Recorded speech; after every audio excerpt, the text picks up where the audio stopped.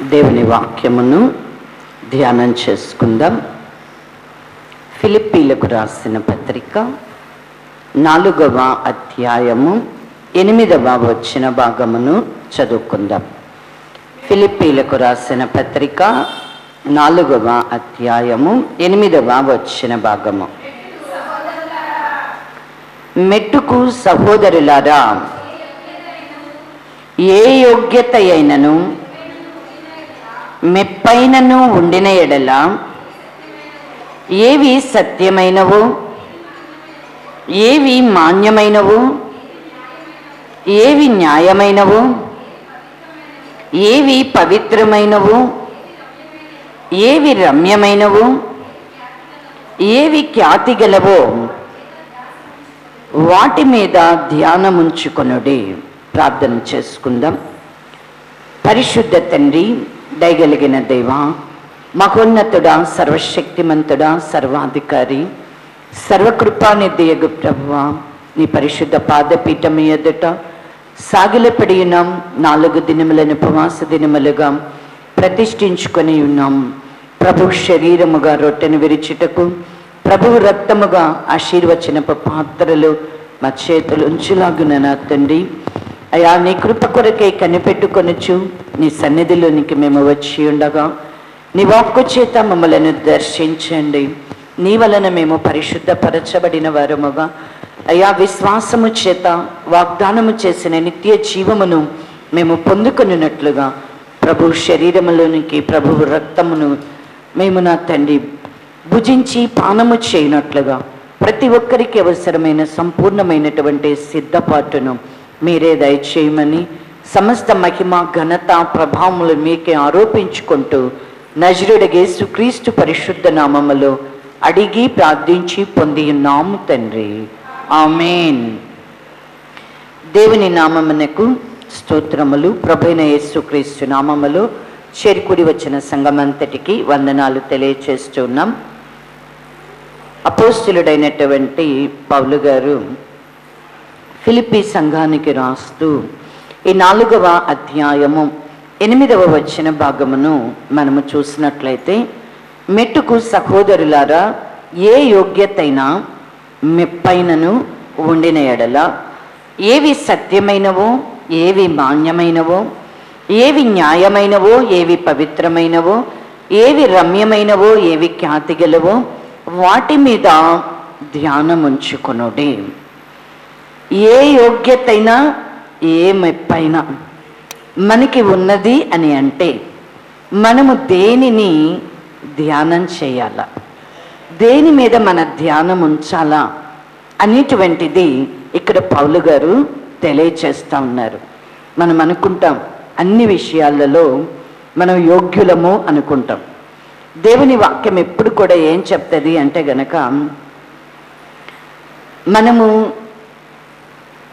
అయోగ్యులం, అపాత్రులం, తండ్రి అని పిలవడానికి కూడా మనము యోగ్యత లేనటువంటి పాపులము, నశించిపోతున్నటువంటి మనలను వెతికి రక్షించింది ప్రభువే. మనము ప్రభువా అని ఈరోజు మనం ప్రభువుని పిలుస్తున్నాము అంటే, తండ్రి అని ప్రభు నామములో తండ్రిని మనం పిలుస్తూ ప్రార్థన చేస్తున్నాము అంటే ఇదంతా కూడా దేవుని వలన కలిగిందే, కానీ మనలో ఉన్నటువంటి మంచితనము, మనలో ఉన్న ఏ విధమైనటువంటి శక్తియో ఎంత మాత్రమో కాదు. అయితే మనం ఏమనుకుంటాము అంటే కనుక, దేవుని యొద్దకు వచ్చినప్పటికీ కూడా, దేవునితో మనం సహవాసం చేస్తూ ఉన్నా సరే, దేవుని యొక్క వాగ్దానాన్ని స్వతంత్రించుకోవాలని మిగుల ఆశ కలిగి మనం దేవుని సన్నిధిలో నిరీక్షణ కలిగి ఉన్నా కూడా మనలో ఒకటి ఎప్పుడు కనబడుతూ ఉంటుంది. ఏంటి అంటే కనుక, నేను యోగ్యుడనే అనుకుంటాం. మనం ప్రతి విషయంలో కూడా ఏమనుకుంటాం? దేవుని వాక్యం ఒక మాట చెప్తూ ఉంది, మనల్ని ఎంచుకొనదగిన దానికంటే ఎక్కువగానంట మనం ఎంచుకోకూడదంట. నిజమే, దేవుడు తన కృప ద్వారా మనల్ని పిలుచుకున్నారు. తన యొక్క ఏర్పాటుని మనకు బయలుపరిచి ఆయన సన్నిధిలో నిలబడడానికి లేక ఆయన పరిచర్య చేయడానికి ఆయన వల్ల కలిగే ఆశీర్వాదాన్నే కానివ్వండి, బహుమానాన్నే పొందుకోవటానికి మనకి దేవుడు తన కృపనిచ్చాడు. అయితే పిలువబడినటువంటి మనకి ఏ యోగ్యత అయినా సరే, ఏ మెప్పైనా ఉంది అని అంటే మనము కొన్ని విషయాల మీద ధ్యానం ఉంచాలంట. ఇక్కడ కొన్ని చెప్పబడినవి అవన్నీ చెప్పేటువంటి సమయం కాదు, కానీ మనము వేటి మీద ధ్యానం ఉంచాల. ప్రభు నిన్ను ఎన్నుకొని పిలుచుకుంటే ద్వారా నీకే యోగ్యత అయినా ఇవ్వబడిందా, నీకేదైనా మెప్పుందా? ఖచ్చితంగా ఏ యోగ్యత అయినా ఏ మెప్పైనా ఉంది అని అంటే ఖచ్చితంగా మనం కొన్నిటి మీద ధ్యానం ఉంచాల. అవి ఏంటి? ఇక్కడ పౌలు గారు ఏం చెప్తున్నారు? వేటి మీద ధ్యానం ఉంచాలంట? ఏవి సత్యమైనవి, ఏవి మాన్యమైనవో, ఏవి న్యాయమైనవో, ఏవి పవిత్రమైనవో, ఏవి రమ్యమైనవో, ఏవి ఖ్యాతి గలవో. ఎన్నున్నాయి ఇక్కడ? 6 ఉన్నాయి. అంతేనా? 6 ఉన్నాయి. అంటే వీటి మీదంట మనం ధ్యానం ఉంచాల. మనకి ఏ యోగ్యత అయినా ఏ మెప్పైనా ఉంటే మనం దేనిని ధ్యానం చేయాలా? ఏవి సత్యమైనవి. మొదటిగా ఏమి ఉన్నది అంటే కనుక ఏవి సత్యమైనవో మనకి ఇది గనక గుర్తుపడితే, ఇది కనుక దీని మీద గనుక మనము ధ్యానం ఉంచాము అని అంటే ఖచ్చితంగా మనం ఎటువంటి వారము, దేవుని యొక్క ఏర్పాటులో మనం ఏమై ఉన్నామో అనేటువంటిది మనకి బాగా తేటగా అర్థమవుతుంది. అయితే ఏ యోగ్యత అయినా ఏ మెప్పైనా ఉండిన ఎడలా మనము ధ్యానం ఉంచేటువంటి వాటిలో మొదటిగా ఏమి ఉన్నది అంటే ఏవి సత్యమైనవో. ఏంటి ఏవి సత్యమైనవి? ఏవి సత్యమైనవి అంటే మనం ఏం చెప్తాం? ఏం చెప్తాం? దేవుని వాక్యమే సత్యము అంటాం. ఇంకా ఏం చెప్తాం? చెప్పండి. మనం అందరం యోగ్యులమని అనుకుంటున్నాం కదా, మరి మనం ఏం ధ్యానం చేస్తున్నాం? మనం దేనిని ధ్యానం చేస్తున్నాం? దేనిని ధ్యానం చేస్తున్నాం? ఏవి సత్యమైనో వాటి మీద ధ్యానం ఉంచమంటున్నాడు ఇక్కడ. ఇప్పుడు అందులో మొదటిగా మనం ధ్యానం దేని మీద ఉంచాలంట? ఏవి సత్యమైనవో మనం వాటి మీద ధ్యానం. అంటే నీవు ధ్యానిస్తే నీకు తెలియబడేలా అంటే ఏది సత్యమో నువ్వు తెలుసుకోవాలా. ధ్యానం చేస్తే ఏం తెలుస్తుంది అంటే, ధ్యానం చేయడం అంటే దేవుని మీద నీ మనస్సుని నిలుపుకోవడం. నీ సర్వేంద్రియాలకు కూడా ఎవరిని వైపు చూడాలా? దేవుని వైపు చూడాలా. చూస్తే ఏవి సత్యమైనవి అనేటువంటిది మనకు అర్థమవు. ఏవి సత్యమైనవి అంటే ఇప్పుడు మనం ఏం చెప్తాం? ఒకటే దొరికింది మనకి. ఏం దొరికింది? నీ వాక్యమే సత్యము అనేది. ఎందుకంటే అది మనకి ఎప్పుడు కూడా మనం చెప్పుకుంటూ ఉంటాం కదా. ఇవి సత్యమైనవి. ఎక్కడ సత్యం ఉంటుందో అక్కడ ఏముంటుంది అంటే కనుక అసత్యం కూడా, అబద్ధం కూడా ఉంటుంది. ఈ రెంటికి మధ్య ఉన్న ఎందుకు పౌలు గారు వీటిని ధ్యానం చేయమంటున్నాడు అని అంటే, ఖచ్చితంగా సత్యం అనేది ఎక్కడ ఉంటుందో అక్కడికి ఏమి వస్తుంది అంటే కనుక అసత్యమైనది కూడా, అబద్ధమైనటువంటిది కూడా వస్తుంది. చూడండి, ఒక మంచి బ్రాండెడ్ వస్తువు తయారు చేయబడింది అంటే దానికి ఏమవుతా ఉన్నది? ఖచ్చితంగా దానికి డూప్లికేట్ కదా. స్త్రీలు కాబట్టి చీరలు మనకి బాగా అర్థమవుతాయి. ప్యూర్ తయారు చేయబడితే ఖచ్చితంగా దానికి ఏమొస్తుంది? సెమీ అనేటువంటిది. అంటే ఏమి ప్రతి దానిలో కూడా ఎందుకు ఇక్కడ మనం వీటిని ధ్యానం నీకు ఏ యోగ్యత అయినా ఏ మెప్పైనా నీకు నాకు ఉన్నది అంటే ఖచ్చితంగా ఏవి సత్యమైనవి అనేటువంటిది మనం ధ్యానం చేయాలా. ధ్యానం చేస్తే నీకు అర్థమవుతుంది. నీవు స్థిరముగా ప్రభునందు నీవు నిలిచి ఉండగలదు. నీవు ఎలాంటి యోగ్యత, నీకు ఎలాంటి మెప్పైనా సరే ఉంది అంటే ఖచ్చితంగా నీవు సత్యమైనవి ఏవో నీకు తెలియబడాల. ఏవి సత్యమైనవి? ఈ సత్యం అనేటువంటిది ఎక్కడి నుంచి వస్తుంది, ఎలా కలుగుతుంది? సత్యమైనవి ఏవో అంటే ఇవి ఎలా వచ్చాయి అని అంటే దేవుడైనటువంటి యెహోవాను గురించి వ్రాయబడతా ఉన్నది. ఆయనంట విస్తారమైనటువంటి కృపా సత్యములు కలిగిన యెహోవా. ఈ మాట రాయబడింది. ఎంతమంది చదివారు? చదివారా? చూడండి, నిర్గమాకాండము 34వ అధ్యాయము. నిర్గమాకాండము దేవునిని గూర్చి ఇక్కడ వ్రాయబడతా ఉన్న నిర్గమాకాండము 34వ అధ్యాయము 6వ వచన భాగము. అతని ఎదుట యెహోవా అతని దాటి వెళ్ళుచు, యెహోవా కనికరము, దయా, దీర్ఘశాంతము, విస్తారమైన కృపా సత్యములు గల దేవుడైన యెహోవా. ఇది ఎవరు చెబుతున్నారు? దేవుడు తన్ను గూర్చి తానే మోషే గారితో తెలియచెప్పు. అంటే దేవుడు ఏమై ఉన్నాడు అనేటువంటిది దేవుడు తన్ను గూర్చి తాను తెలియచెప్పుకుంటేనే కానీ మనకు అర్థం కాదు. ఇప్పుడు మోషే గారికి ఎలా అర్థమవుతుంది? ఇప్పుడు మోషే గారి కంటే ముందుగా అబ్రహాము గారితో దేవుడు ఎలా మాట్లాడుతున్నారు? నేను సర్వశక్తి గల దేవుడను అని మాట్లాడారు.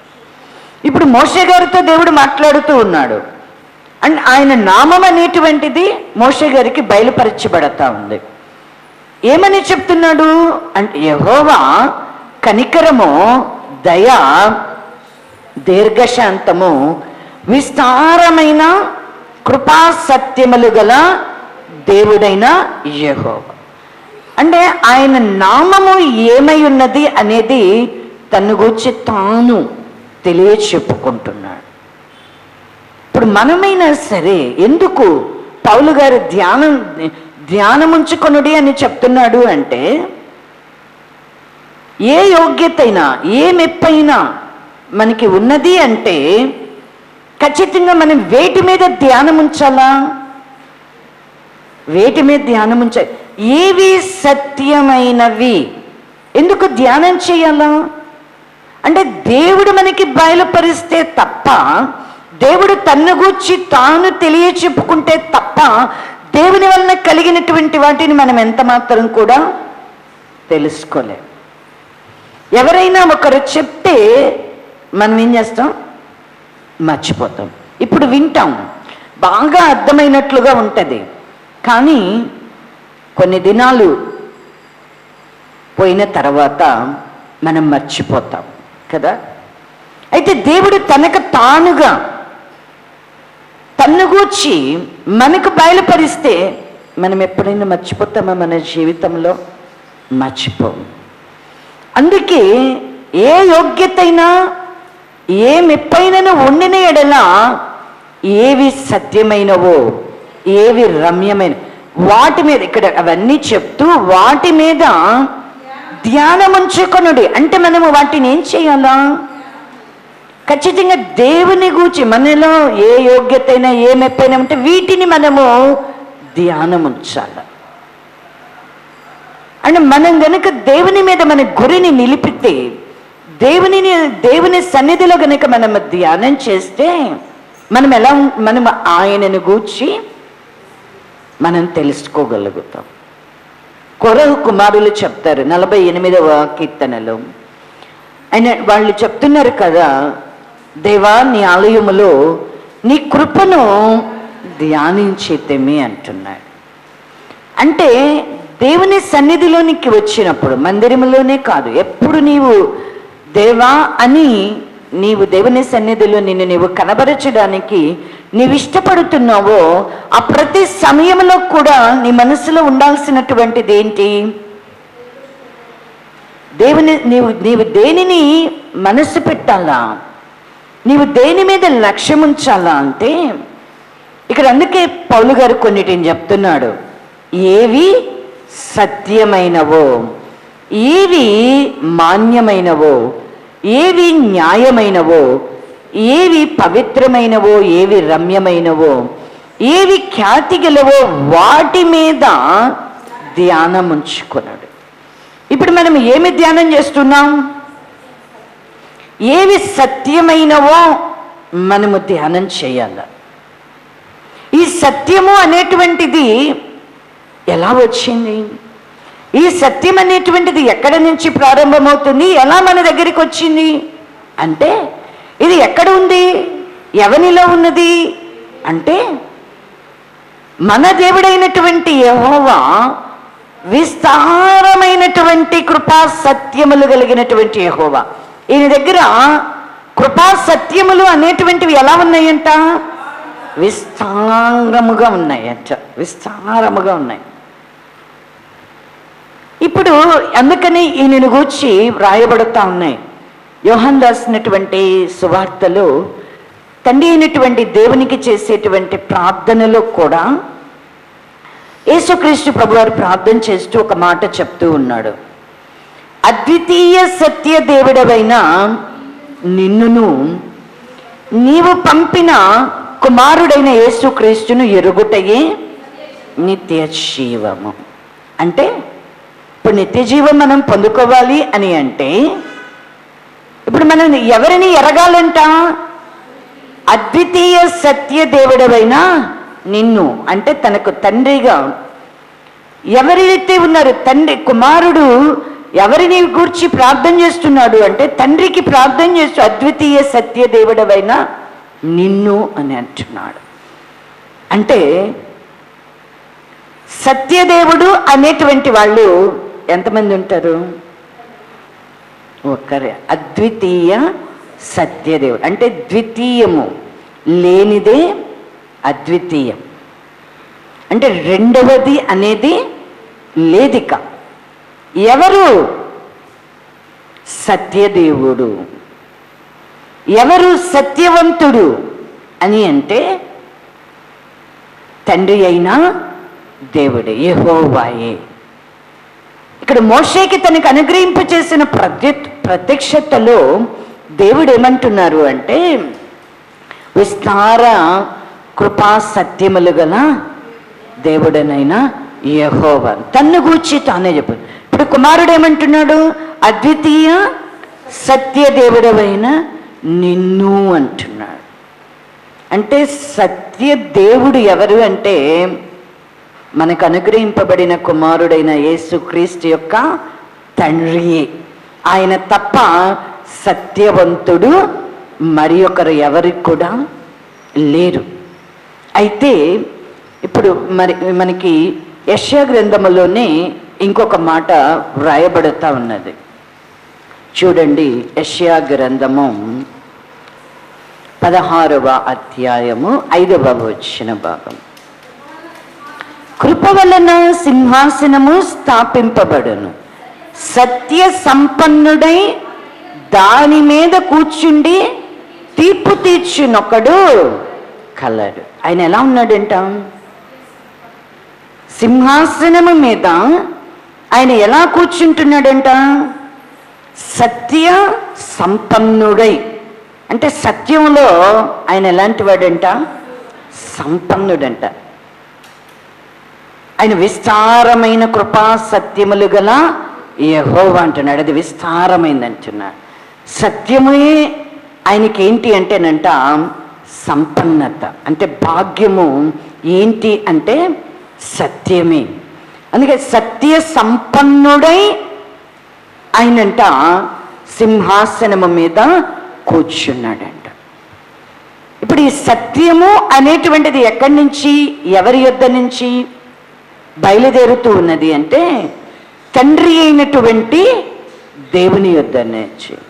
అది ఇప్పుడు ఎలా వచ్చింది మన దగ్గరికి మనం ఎలా తెలుసుకోగలుగుతాం సత్యాన్ని అంటే యేసుక్రీస్తు ప్రభువారి ద్వారా ఆయన సత్యము అనేటువంటిది బయలుపరుస్తూ ఉన్నాడంట. చూడండి, యోహాను సువార్త 1వ అధ్యాయము. యోహాను సువార్త 1వ అధ్యాయము 17వ వచన భాగమును చదువుకుందాం. ధర్మశాస్త్రము మోషే ద్వారా అనుగ్రహింపబడెను, కృపయు సత్యమును యేసుక్రీస్తు ద్వారా కలిగెను. సత్యము అనేటువంటిది మనకి ఎలా అనుగ్రహించబడతా ఉన్నది?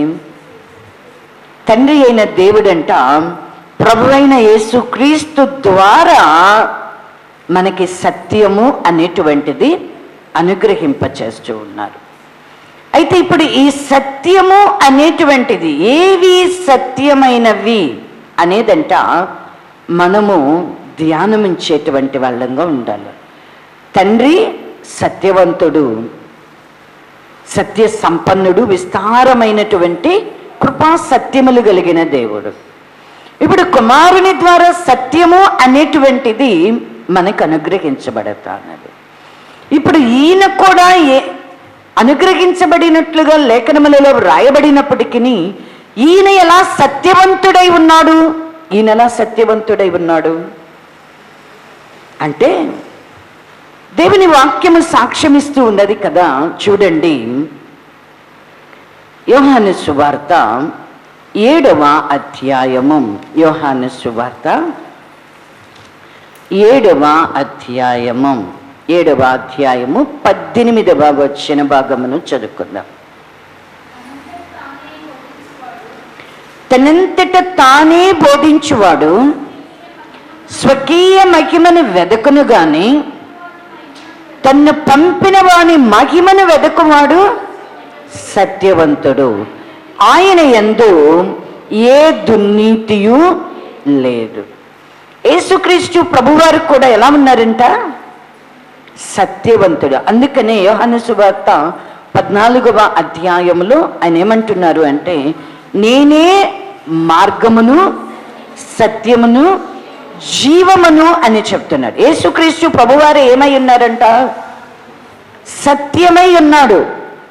మనకి పాత నిబంధనలో చూస్తే మనకి సత్యము అనేటువంటిది తండ్రి అయినటువంటి దేవునిలో ఉన్నది. తండ్రి అయినటువంటి దేవుడే సత్యవంతుడై ఉన్నాడు. ఇప్పుడు ఆ సత్యవంతుడైన దేవుడు సత్యమును ప్రభువైన యేసుక్రీస్తు ద్వారా మనకి బయలుపరిచారు. ఇప్పుడు ఈయన ఇప్పుడు ఏమై ఉన్నారు అంటే, నేనే సత్యము అని చెప్తున్నారు. అయితే ఈయన ఎలా తండ్రి అయిన దేవుని వలన కలిగినటువంటి సత్యము ప్రభువైన యేసుక్రీస్తు నేనే సత్యము అని ఆయన చెప్తున్నారు అంటే, ఎలా ఆయన సత్యమై ఉన్నాడు? ఎలా సత్యమై ఉన్నాడు? తండ్రి చేత పంపబడిన కుమారుడు ఆయనంట. తండ్రి చేత పంపబడి తనంతట తానుగా బోధించడం లేదంట. ఎలా ఆయన సత్యవంతుడయ్యాడు? ఎలా ఆయన సత్యమై ఉన్నాడు అంటే, తనంతట తానుగా ఏదియు బోధించట్లేదంట. తనంతట తానుగా గనక బోధించేవాడైతే స్వకీయమైనటువంటి మహిమను వెదకువాడు. తండ్రి అయిన దేవుని వలన అనుగ్రహించబడినటువంటి వాక్యము ఏదైతే ఉన్నదో ఆ వాక్యాన్ని అది తనంతట తానుగా బోధిస్తే స్వకీయమైనటువంటి మహిమను వెదకినట్లే. కానీ ప్రభువు ఎలా బోధిస్తున్నారంట? తన్ను పంపిన వాని యొక్క మహిమను వెతుకుతూ ఉన్నాడంట. దానిని బట్టియే ఈయన ఏమై ఉన్నాడు అంటే తను చెప్పేటువంటి వాక్యము, తాను చూపించేటువంటి మార్గము ఏమిటంటే తండ్రి వలన కలిగినదే కానీ ఇది నా వలన కలిగినది కాదు. తండ్రి ఏమి చెప్పెనో దానినే నేను మీకు చెప్పొచ్చు. తండ్రి ఏది ఆజ్ఞాపించనో దానినే నేను మీకు ఆజ్ఞాపిస్తూ ఉన్నాను. అని చెప్తున్నాడు. అంటే ఇప్పుడు ఈయన ఇలా చెప్పుట ద్వారా స్వకీయమైనటువంటి మహిమను వెతకడం లేదు.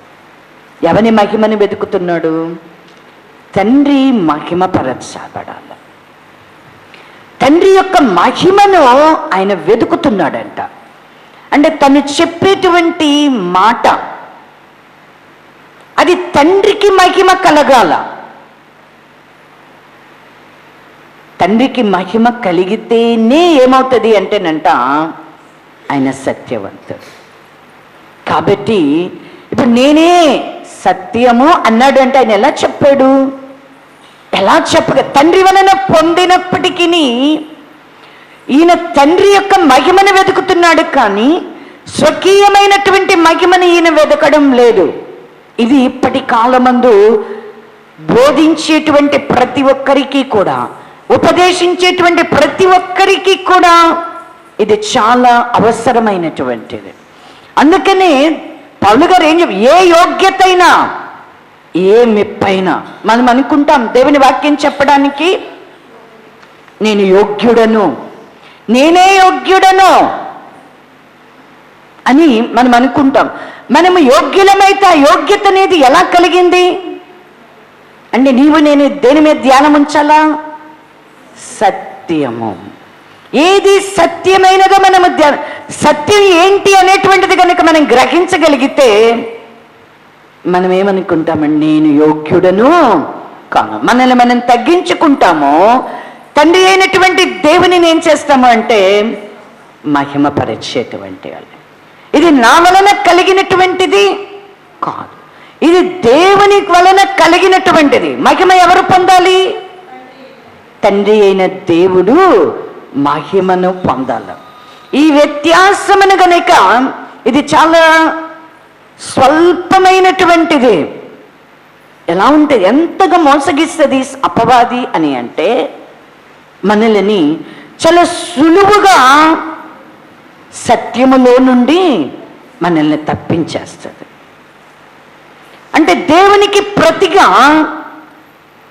మనము మెప్పు పొందేటట్లు, మనము మహిమపరచబడేటట్లు చేస్తుంది. అది చాలా సున్నితమైనటువంటిది, కానీ దానిని ఎందరూ గ్రహించగలుగుతారు? ఏవి సత్యమైనవో ధ్యానిస్తే, ధ్యానం ఉంచితే ఖచ్చితంగా సత్యము గనుక మనకి గ్రహింపు కలిగితే మనము తగ్గింపబడతాము, దేవుడు మన ద్వారా మహిమను పొందుతాడు. కాబట్టి మనము దేని మీద ధ్యానం ఉంచాలా? ఏవి సత్యమైనవి అనేటువంటి వాటి మీదంట మనము ధ్యానం ఉంచాలి. ఏవి సత్యమే. ఇప్పుడు సత్యవంతుడు, సత్య సంపన్నుడైనటువంటి దేవుడు అంటున్నాం. విస్తారమైనటువంటి కృపా సత్యములు కలిగినటువంటి యెహోవాగా ఆయన తన గూర్చి తాను బయలుపరుచుకుంటూ ఉన్నాడు.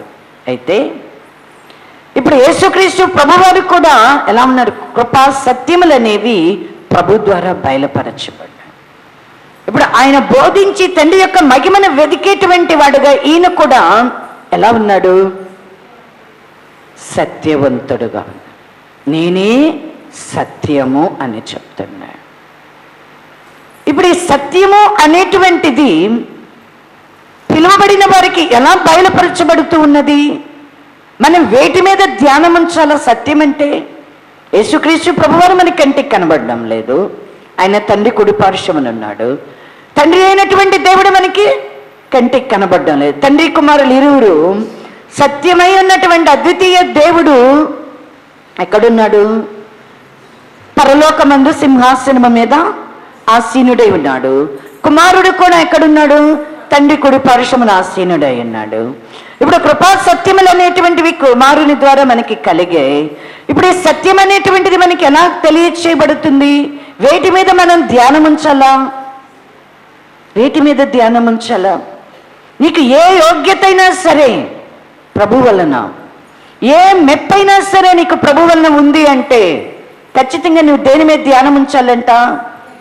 సత్యం. ఏవి సత్యమైనవో, ఏవి సత్యమైనవో అంటే కొన్నేమో సత్యమైనవి ఉంటాయి, మరికొన్ని ఏమంటాయి? అసత్యమైనవి, అబద్ధమైనటువంటి. ఎందుకు ధ్యానం ఉంచాలా మనం అంటే అంతా సత్యమేనా? లోకంలో ఏమున్నాయి? సత్యమైనవి ఉన్నవి, అసత్యమైనవి కూడా ఉన్నాయి, అబద్ధమైనటువంటివి కూడా ఉన్నాయి. మనలోని దేవుడు ఎలా కోరుకుంటున్నాడు? ఎలా కోరుకుంటున్నాడు? ఏవి సత్యమైనవో మనము ధ్యానం ఉంచాలంటున్నాడు. ఎందుకంటే అబద్ధాన్ని నమ్మేవారే కానీ, అబద్ధికులే కానీ దేవుని యొక్క రాజ్యంలోనికి ప్రవేశించలేరు. అంటే అబద్ధికులు దేవుని రాజ్యాన్ని స్వతంత్రించుకోలేరు. అబద్ధానికి మనము చాలా దూరంగా ఉండాలి. మనం ఎప్పుడు కూడా ఏవి సత్యమైన, ఈ లోకంలో ఏమేమి ఉన్నాయి అంటే కనుక సత్యమైనవి ఉన్నవి, అసత్యమైనవి కూడా ఉన్నాయి కదా. ఏవి సత్యమైనవి అనేటువంటిది మనం ధ్యానం ఉంచు. ఏంటి సత్యము, ఏమిటి సత్యమైనవి అంటే యేసుక్రీస్తు ప్రభువారే చెప్తూ ఉన్నాడు. యోహాను సువార్త 17వ అధ్యాయము, యోహాను సువార్త 17వ అధ్యాయము 18వ వచన భాగములో, 17వ వచన భాగములో, నీ వాక్యమే సత్యము. ఏమంటున్నాడు అంటే తండ్రి అయిన దేవుడు కుమారునికి ఇచ్చినటువంటి వాక్యమే ఏమై ఉన్నది అంటే సత్యమై ఉన్నది.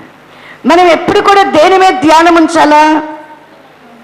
దేవుని వలన కలిగినటువంటి వాక్యము, దేవుడు అనుగ్రహించినటువంటి వాక్యము మీద మనము ధ్యానం ఉంచాలి.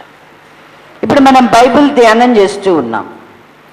అంతా దేవుని వాక్యమే ఉందా? దేవుని మాటే ఉందా బైబిల్లో?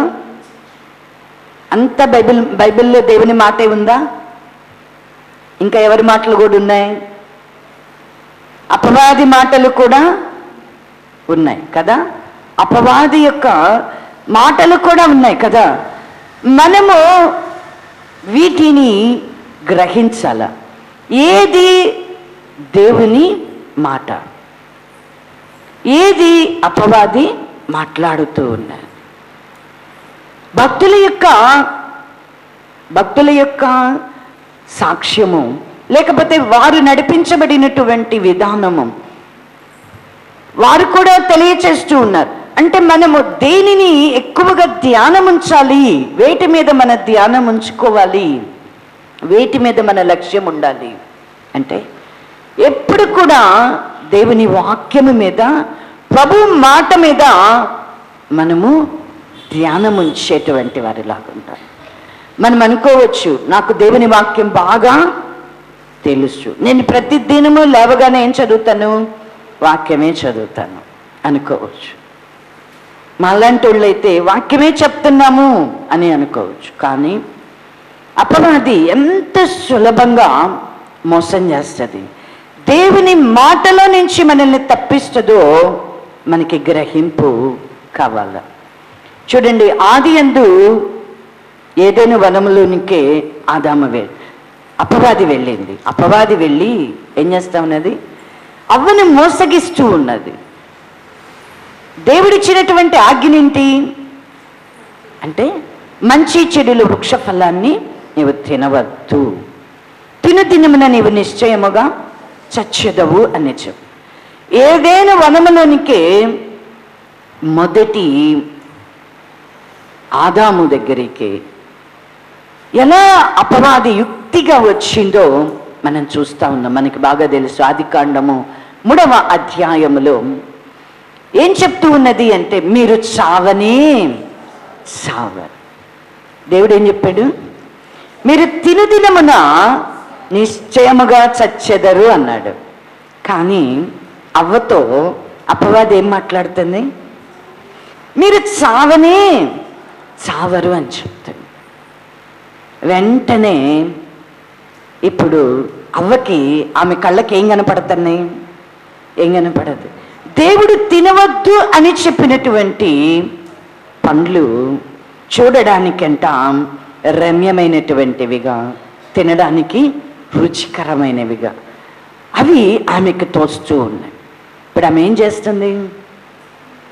చక్కగా తాను కోసుకుంటుంది. తను తిన్నది తను తినడమే కాదు, ఆదాము దగ్గరికి కూడా తీసుకెళ్ళి ఆదాము కూడా పెట్టింది.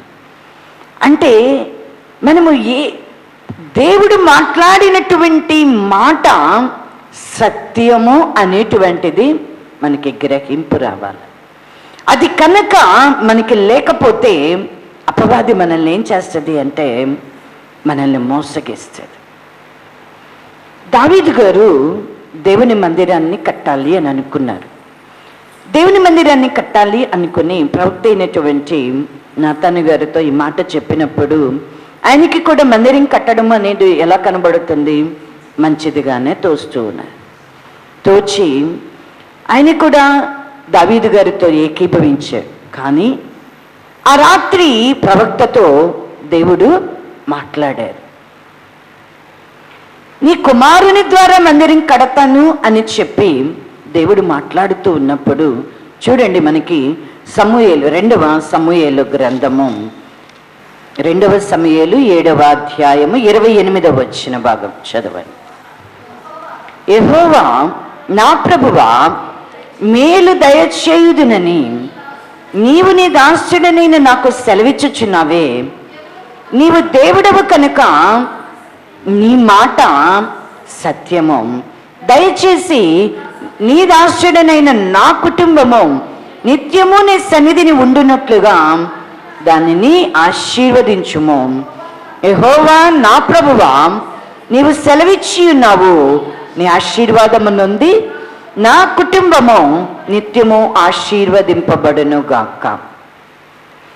దావీదు గారు మందిరం కడదామని అనుకుంటే దావీదు గారి ఎడల దేవుని యొక్క ఆలోచన ఏమై ఉన్నది, దావీదు గారి సంతానం ఎడల దేవుని యొక్క ఆలోచన ఏమై ఉన్నదో దావీదు గారికి తెలియచెప్పినప్పుడు దావీదు గారు నేను యోగ్యుడను అని అనుకోవడం లేదు, నేనే మందిరాన్ని కట్టాలి అని అనుకోవడం లేదు, నేను కాదా నా కుమారుడు కట్టాలా అని ఎక్కడ ఆయన బాధపడినట్లుగా, దుఃఖపడినట్లుగా, లేకపోతే దేవునితో మాట్లాడినట్లుగా మనకెక్కడా కూడా కనబడడం లేదు. కానీ ఆయన దేవుని యొక్క ఉద్దేశం అనేది ఆయన సంతతి ఎడల దేవుడు బయలుపరిచినప్పుడు ఆయన తన్ను తాను తగ్గించుకొని ఆయన చేసినటువంటి ప్రార్థన, నా ప్రభువా యెహోవా, ఇంతగా నీవు నన్ను హెచ్చుటకు నేనెంతటి వాడను, నా కుటుంబము ఏ పాటిది అని అంటున్నాడు. ఏ పాటిది అని చెప్పి ఆయన అంటున్నాడు కదా, యెహోవా నా ప్రభు మేలు దయచేయుదునని నీవు నీ దాసుడివైన నాకు సెలవిచ్చుచున్నావే. నీవు దేవుడవు గనక నీ మాట సత్యం. ఇప్పుడు ఈయనకి ఏమర్థమైంది? దావీదు గారు ఎలా గ్రహించగలిగారు? ఎలాగ దేవుని మాట అనేది సత్యము. ఇప్పుడు తనని కాదు అన్నాడు, నీ కుమారుడు కడతాడు అని చెప్పాడు. దావీదు గారు ఏమైనా బాధపడ్డారు? మనమైతే ఏమంటాం? ఏమ్మా, మనమైతే ఏమంటాం చెప్పాలా? నేను నీకు పనికి రాలేదా, నేను నీకు పనికి రాలేదా మనం అనేది ఇదేగా. అందుకే అన్నాడు, ఏ యోగ్యత అయినా ఏ మెప్పైనా ఉండి నీ ఎడల. తల్లి కూతుళ్ళు ఉండేవాళ్ళు మందిరంలో, తండ్రి కొడుకులు ఉండే వాళ్ళకి ఒక పోటీ ఉంటుంది. తల్లిని మించి తండ్రి చేసిన, తల్లి చేసిన, తండ్రిని మించి కుమారుడు చేసిన ఒప్పుకుంటామా? ఆగు అంటారా లేదా? మీరు అంటారా లేదా? తండ్రిని మించి కుమారుని అంటున్నారా లేదా? చెప్పండి. నీకు ఏ యోగ్యతైనా ఏ మెప్పైనా ఉంది అంటే ఏది సత్యమైనవో నువ్వేం చేయాలా? ధ్యానం ఉంచాలి. దావీదు గారికి ఏమర్థమైంది? దేవుని మాట దావీదు గారి దగ్గరికి వచ్చింది. ఎలా వచ్చింది? ఎవరు వచ్చి చెప్పారు? ప్రవక్త వచ్చి చెప్పాడు. దేవుడు స్వయంగా మోషే గారితో మాట్లాడినట్లుగా దావీదు గారితో మాట్లాడలే. ఇక్కడ ఎవరు చెప్పారు? ప్రవక్త వచ్చి చెప్తే ఆయన సాగిలపడి తన్ను తాను తగ్గించుకొని ఏమంటున్నాడు?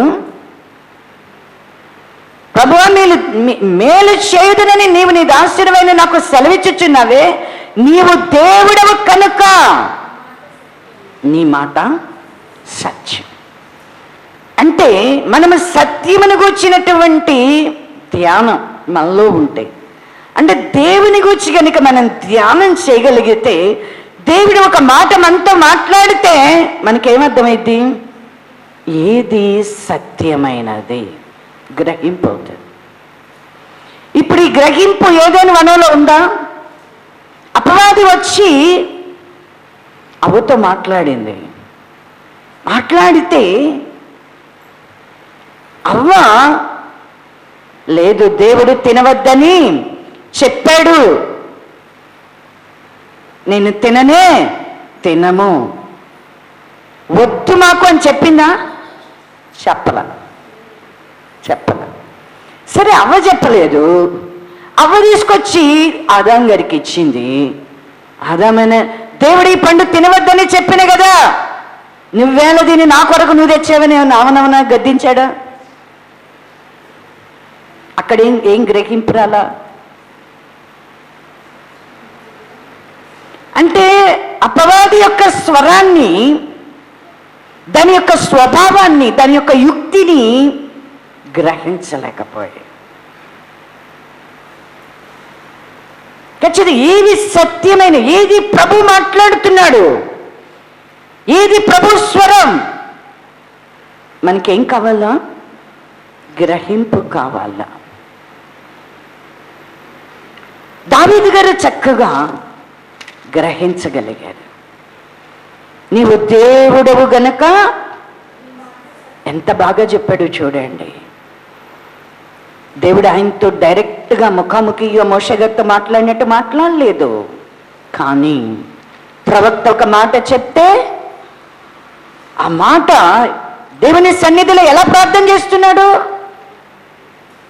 నీవు దేవుడవు గనక నీ మాట సత్యము అని చెప్పి తన కుటుంబము ఆశీర్వాదం, నిత్యము కూడా ఆశీర్వాదం అందునట్లుగా ఆయన ప్రార్థన చేస్తున్నాడు. ఏది సత్యమైనదో మనం ఏం చేయాలి? మనమైతే ఏం చేస్తాం?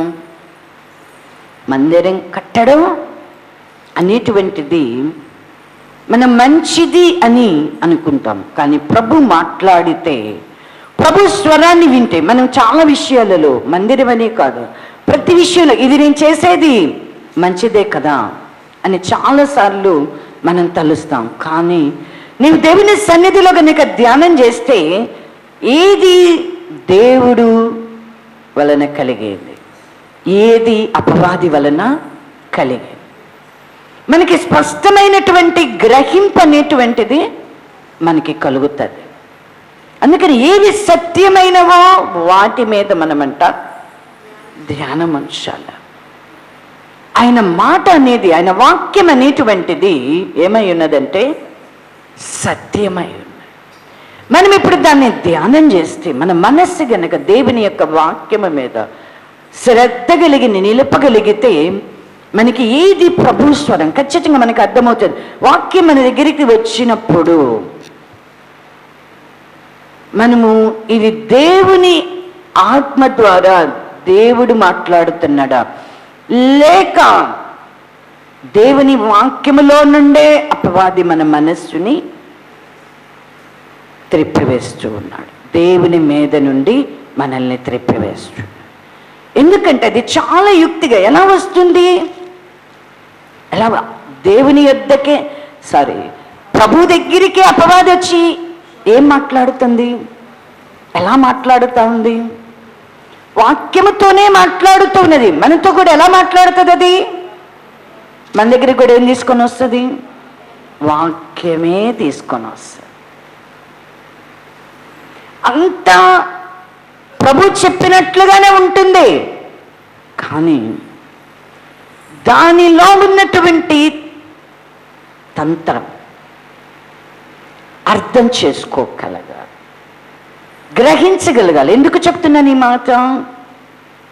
మీరు డైలీ డివోషన్స్లో కానీ లేకపోతే ఆసక్తి కలిగి మీరు అనేకులు యొక్క బోధని వింటూ ఉంటారు కదా, వింటూ ఉంటారు. అన్నీ మీకు చాలా షార్ట్ మెసేజెస్ కావాలా, అంత 10 to 15 minutes కావాలా, లేకపోతే ఒక ½ an hour కావాలా మ్యాక్సిమం, అంతేనా? లేకపోతే ఎంత డీప్గా డెప్త్గా ఉండకూడదు. చాలామందికి ఎలా ఉండాలా, పైన సంగతులు చెప్తే ఎలా ఉంటుంది, మనకు అవసరమైనట్లుగా కొద్ది మాటలు చెప్తే ఎలా ఉంటుంది అంటే చాలా వినడానికి వినసొంపుగా ఉంటుంది. కాసేపు విని భలే చెప్పారనుకుంటాం, ఇక మర్చిపోతాం కదా. అంటే మన వాక్యమే చెప్తున్నట్టు ఉంది. ఎందుకు అని అంటే చూడండి, గలతీయులకు రాసినటువంటి పత్రికలో అపోస్తలుడైనటువంటి పౌలు గారు హెచ్చరిస్తూ ఉన్నారు.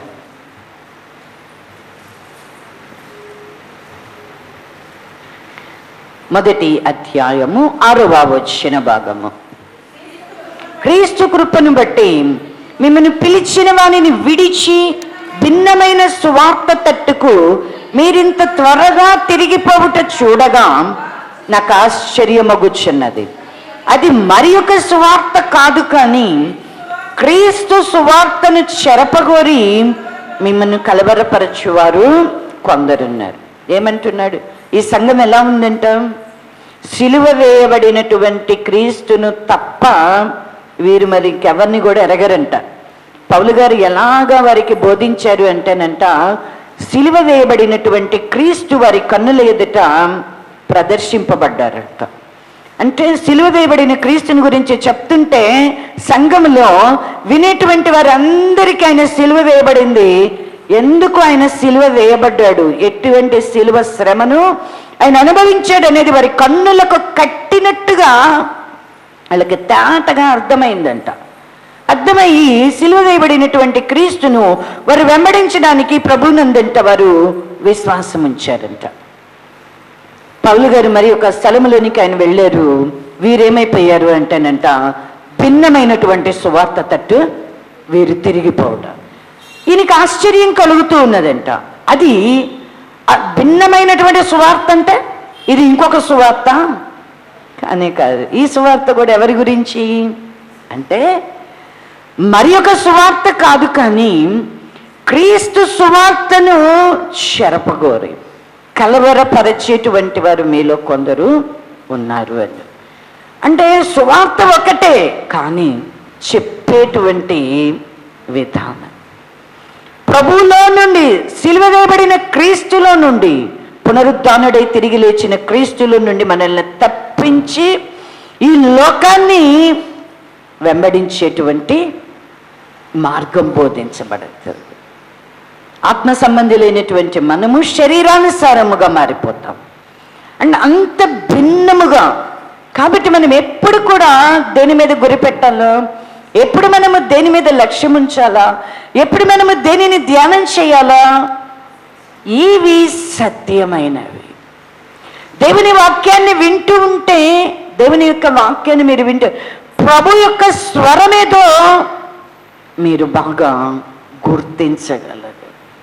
మిమ్మల్ని మోసగించేటువంటి అన్యుని యొక్క స్వరమేదో మీరు గుర్తుపట్టగలగల. వాని యొద్ద నుంచి మీరు బయటికి రావాలి అంటే ప్రభు స్వరమేదో మీరు విని వెంబడించేటువంటి వాళ్ళు. దాని గ్రహింపు, వీటిని ఎలా మనం తెలుసుకోగలుగుతాము? సత్యమైనటువంటి వాటి కొరకు మనం ధ్యానం చేసినప్పుడు ఏది ప్రభు స్వరం, ఏది అపవాది స్వరం అనేటువంటిది మనకి బాగా అర్థమవుతుంది. అయితే ఇప్పుడు మనం దేవుని యొక్క వాక్యము మనము దృష్టించాలి. ఇంకా నీ వాక్యము సత్యము అంటున్నాడు, అంతేకాదు ఇంకా ఏంటి సత్యమైనది అని అంటే చూడండి, యోహాను సువార్త 10వ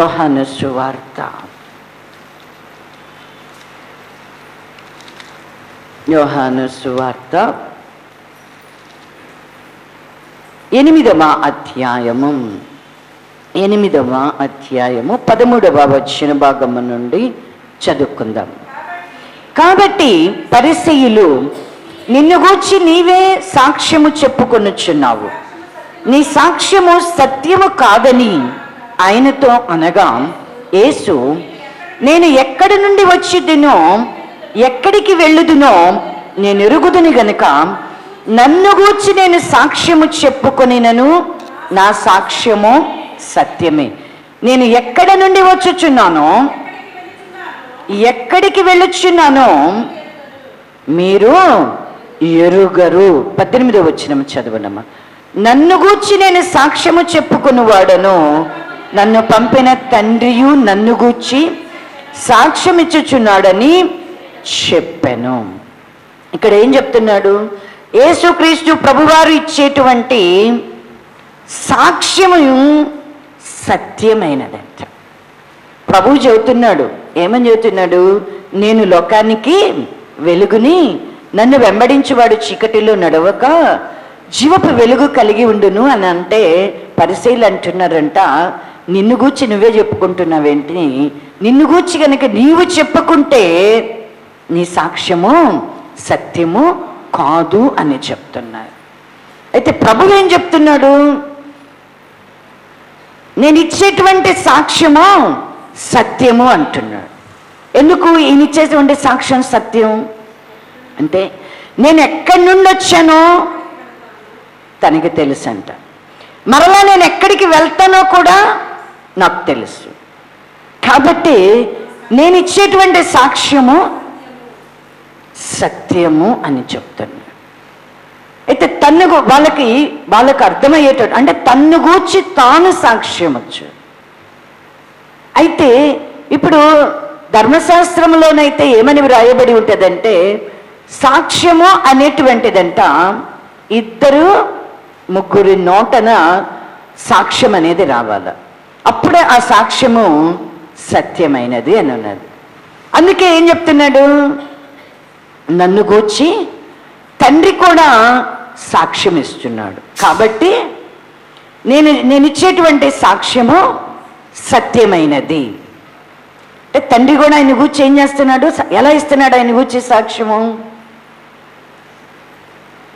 ఆయన బాప్తిసం తీసుకునినప్పుడు ఆకాశము నుండి పావురము వలె పరిశుద్ధాత్మ అంట ఆయన మీదకి దిగి వచ్చినప్పుడు ఏమని చెప్తున్నాడు? తండ్రి ఏమని సాక్ష్యం ఇస్తున్నాడు? ఈయన నా ప్రియ కుమారుడు, ఈయన యందు నేను ఆనందించుచున్నాను. అంటే ఈయన కుమారుడు అనేటువంటిది సాక్ష్యం ఇస్తున్నాడు. అంతేకాదు, రూపాంతరపరచబడినప్పుడు కూడా పేతురు, యోహాను, యాకోబులతో కూడా ఆయన రూపాంతర కొండ మీదకి వెళ్ళినప్పుడు మోషే, ఏలియా గారు కూడా వచ్చి ఆయనను బలపరిచినప్పుడు కూడా శిష్యులు ఒక స్వరాన్ని వింటూ ఉన్నారు. ఏంటి అంటే, ఈయన నా ప్రియకుమారుడు, ఈయన మీతో చెప్పినది మీరు చేయుడి అంటున్నాడు. అంటే ఈయన నా ప్రియ కుమారుడు అంటే తండ్రి కుమారుడి గురించి ఏం చెప్తున్నాడు అంటే సాక్ష్యం ఇస్తుంది. ఇప్పుడు ఈయన ఇచ్చేటువంటి సాక్ష్యము కూడా సత్యమేనంట. అందుకని ఈయనకి అసలు పేరు ఎలా పెట్టబడింది అంటే కనుక నమ్మకమైనటువంటి సత్య సాక్షి.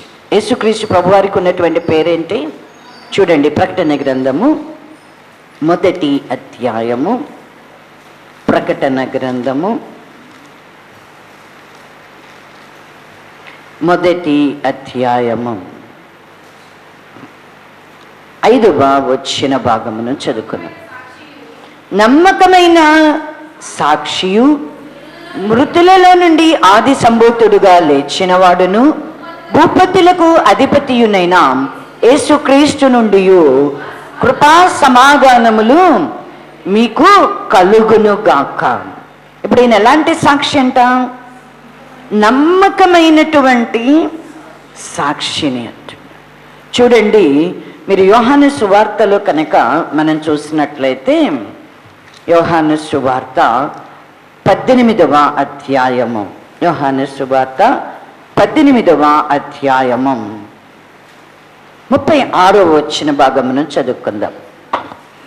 యేసు, నా రాజ్యము ఈ లోక సంబంధమైనది కాదు, నా రాజ్యము ఈ లోక సంబంధమైనదైతే నేను యూదులకు అప్పగింపకుండునట్లు నా సేవకులు పోరాడుదురు గాని నా రాజ్యము ఇహ సంబంధమైనది కాదనెను. అందుకు పిలాతు, నీవు రాజువా అని ఆయనను అడుగగా, యేసు, నీవన్నట్టు నేను రాజునే. సత్యమును గూర్చి సాక్ష్యమిచ్చుటకు నేను పుట్టి తిని, ఇందు నిమిత్తమే ఈ లోకమునకు వచ్చి తిని. ఏంటి? పిలాతుతో ప్రభువు ఏం మాట్లాడుతున్నాడు? నీవు రాజువా అని ఆయన అడుగుతూ ఉన్నాడు. నువ్వు రాజువా అంటే యూదుల రాజు, మనకి 33 నుంచి చూడండి, యూదుల రాజువు నీవేనా అని అంటే ఆయన ఏం చెప్తున్నాడు అంటే,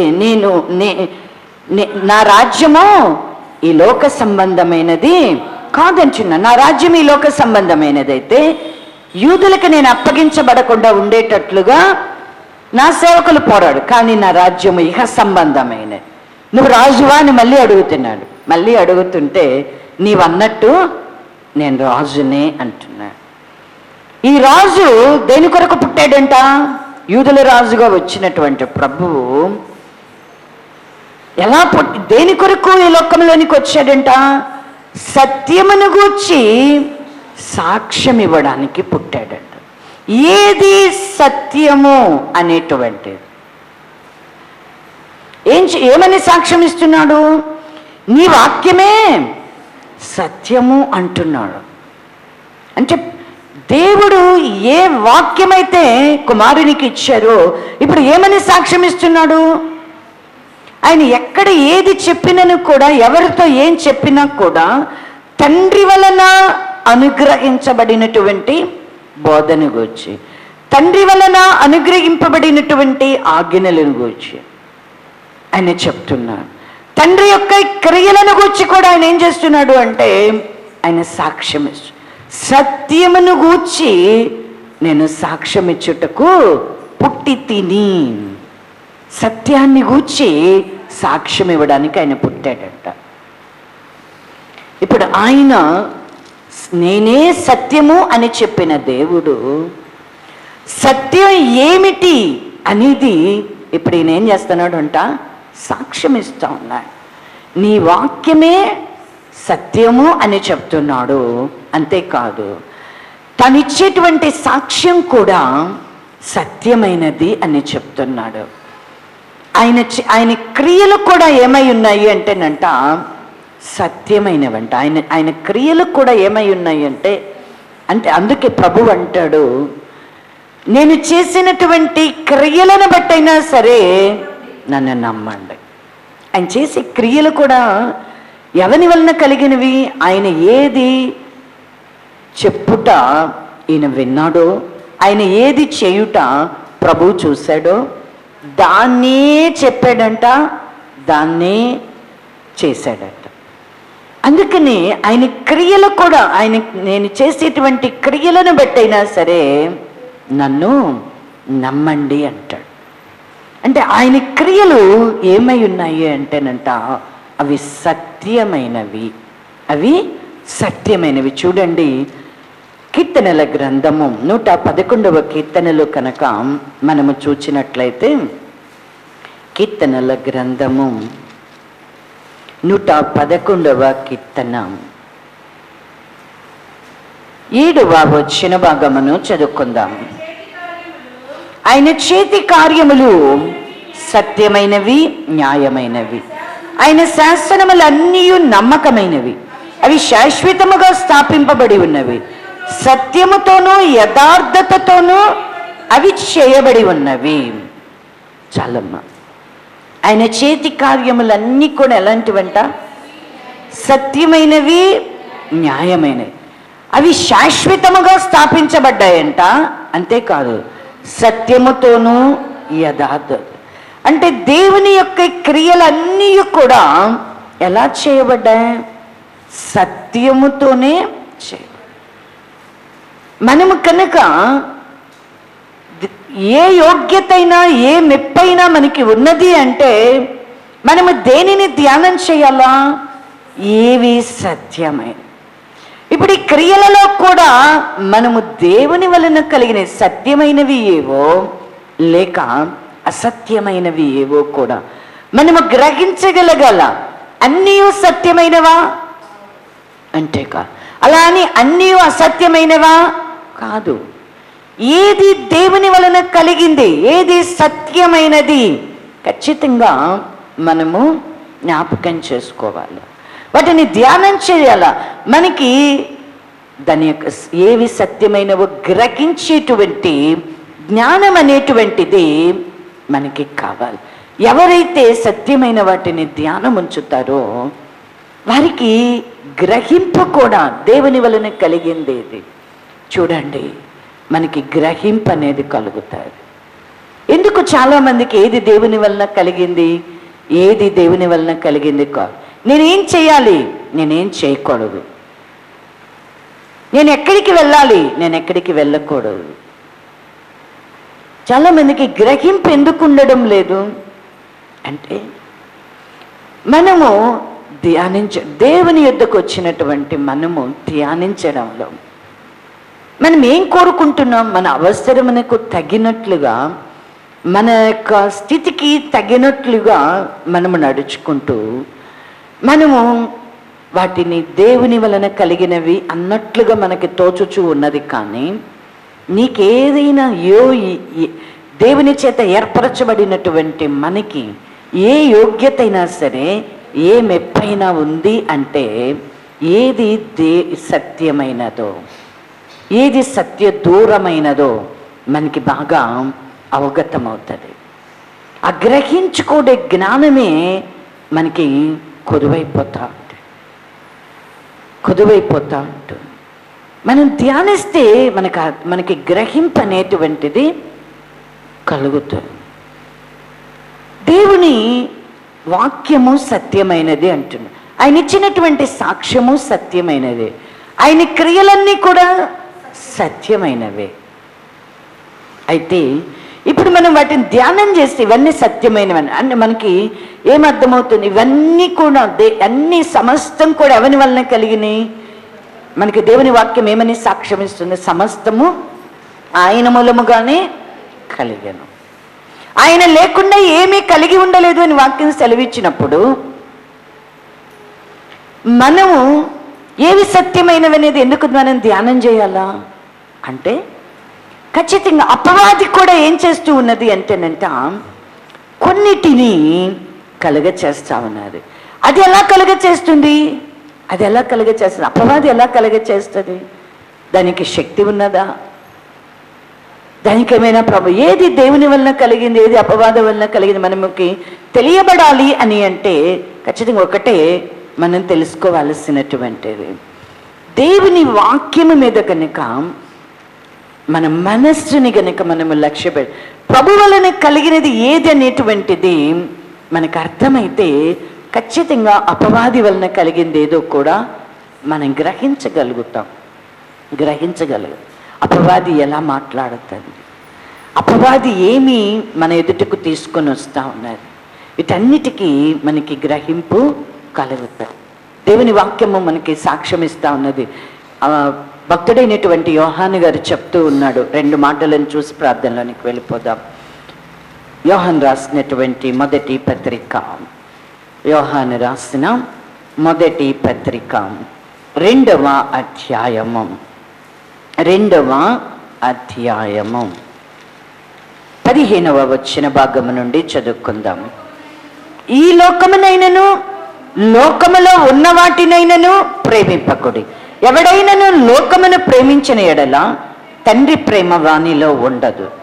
లోకములో ఉన్నదంతయు అనగా శరీరాశయు, నేత్రాశయు, జీవపుడంబమును తండ్రి వలన పుట్టినవి కావు, అవి లోక సంబంధమైనవి. చాలమ్మా, దేవుని వలన ఏవి కలిగి ఉండలేదు ఖచ్చితంగా మనకి గ్రహింపరావాలి. ఏంటంట దేవుని వలన కలిగినవి కానివి ఏంటో ఇక్కడ యోహాను గారు చెప్తున్నారు. ఏంటవి? ఈ లోకములో ఉన్నవి, ఈ లోకములో ఉన్నటువంటి వాటిని మీరు ప్రేమించేవారు. ఏంటి లోకములో ఉన్నవి అంటే దేనిని గురించి మాట్లాడుతున్నాడు యోహాను గారు? శరీరాశ, నేత్రాశ, శివబడంబ. ఇవి తండ్రి వలన పుట్టినవి కావు. శరీరాశ, నేత్రాశ, శివబడం. ఇవే మనల్ని ఏం చేస్తవి అని అంటే కనుక మోసపరుస్తా ఉంటాయి. ఈ శరీరానికి కలిగినటువంటి దురాశలు ఉన్నాయి చూసారా, మన మనసుకు నచ్చినటువంటి కోరికలను నెరవేర్చుకోవడానికి ఈ శరీరం మనల్ని ఏం చేస్తుంది అంటే కనుక ప్రేరేపిస్తూ ఉంటుంది, మనల్ని తొందర పెడుతూ ఉంటుంది. ఇది ఎవరి వల్ల కలిగింది? వాయుమండల సంబంధమైనటువంటి అధిపతి యొక్క ప్రేరేపణ శక్తి చేత మనం ఏం చేస్తామంటే మన మనస్సుకి నచ్చినటువంటివి మనము నెరవేర్చుకోవడానికి శరీర సంబంధమైన దురాశల చేత మనం ప్రేరేపించబడుతూ మనం పాపము చేసేటువంటి వారంగా ఉంటాం. ఈ శరీరాశ అనేటువంటివి మనలో ఉండకూడదు. ఏంటి శరీరాశ? మనకి రోమాపత్రిక ధ్యానములో ఈ శరీరాశను గురించి, శరీరానుసారమైన మనస్సును గూర్చి, శరీర సంబంధులను గూర్చి, శరీర స్వభావాన్ని గూర్చి, శరీర క్రియలను గూర్చి, వీటన్నిటిని గూర్చి కూడా చాలా లోతుగా ధ్యానింపచేస్తా ఉన్నా. ఏంటి శరీర కార్యాలు అంటే ఏంటి? శరీరాశలు, శరీరేచ్ఛలు అంటే మనకేం కనబడతాయి? ఎక్కువగా శరీరేచ్ఛలు, శరీర ఆశలు అంటే, శరీరాశ అంటే మనం ఏమనుకుంటాం? వెలగలిగినటువంటి వస్త్రాలను ధరించడమో, లేకపోతే వెలగలిగినటువంటి వెండి బంగారముల మీద మనము ఆశను కలిగి ఉండడమో, దీనినిగా మనం యోచన చేస్తాం. ఇది కూడా దురాశే. వెలగలిగిన వాటిని ధరించాలి అని కోరుకోవడం కూడా కేవలం మనకి ఎక్కడ ఆగిపోతాము అంటే దీని ఒక్కదాని దగ్గరే ఆగిపోతాము.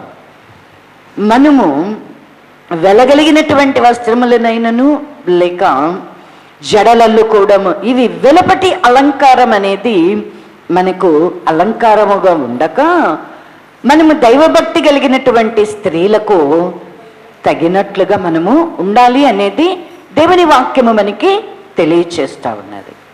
అయితే వెలపటి అలంకారం అనేది మనకి అలంకారముగా ఉండక అనేది ఖచ్చితంగా వాక్యం చెప్తుంది. కాబట్టి వెలగలిగినటువంటి వస్త్రాలను లేకపోతే వెలగలిగినటువంటి వెండి బంగారాలను ధరించుకోవడం కూడా ఏమవుతుంది అంటే కనుక శరీరాశ. అయితే వీటితో కూడా ఇంకా శరీరేచ్ఛలు, శరీర కార్యాలు, శరీరానుసరి అంటే మన మనస్సే ఏమైపోతుంది అంటే కనుక శరీర సంబంధమైనటువంటి మనస్సు. అంటే మన హృదయంలో ఏం కలుగచేస్తుంది అంటే కనుక సహోదరుల మీద మనకి భేదాలను, కలహాలను, క్రోధములను, విమతములను, మత్సరమును, అసూయను, ద్వేషాన్ని, కక్షలను కలుగచేస్తూ ఉంటాయి. లేక కొందరికైతే కామాతురత, మరికొందరికైతే ధనాపేక్ష, ఇలాగా శరీర ఇచ్చలు కలిగిన వారు, శరీరానుసారమైన మనస్సు కలిగి శరీర సంబంధులముగా మార్చబడి, ఇది కూడా ఏమిటి అంటే మనలో ఎంత మాత్రము ఉండకూడదు. వెలుపటి అలంకారముగా ఉండకూడదు. రెండవదిగా అంతరంగము కూడా ఎలా ఉండాలా? కల్మషముతో ఉండకూడదు, దోపుతో ఉండకూడదు, లేక దురాలోచనలతో, దుర్నీతితో పట్టబడినదిగా ఉండకూడదు. ఒక పాత్ర ఎలాగైతే వెలుపట లోపట శుద్ధి చేయబడితే అది ఆహారమును సిద్ధపరచుకునే పాత్రగా ఉంటుందో, అలాగే ప్రభునందు పిలువబడినటువంటి మనము కూడా వెలుపటను లోపటను కూడా మనకి ఏం కావాలి అంటే శుద్ధి అనేటువంటిది కావాలి. కాబట్టి వెలుపట నా వలె తెల్లని వస్త్రములను ధరించుకొనినను లోపట కల్మషముతో ఉంటే దేవునికి నేను అంగీకారము కాను. వెలుపట తెల్లని వస్త్రములను ధరించి తగుమాత్రపు వస్త్రములతో ఉండిన లోపట కల్మషం అనేది, కపటం అనేటువంటిది, ఆత్మలో కపటం అనేది ఉండకూడదు. లోపటను వెలుపటను.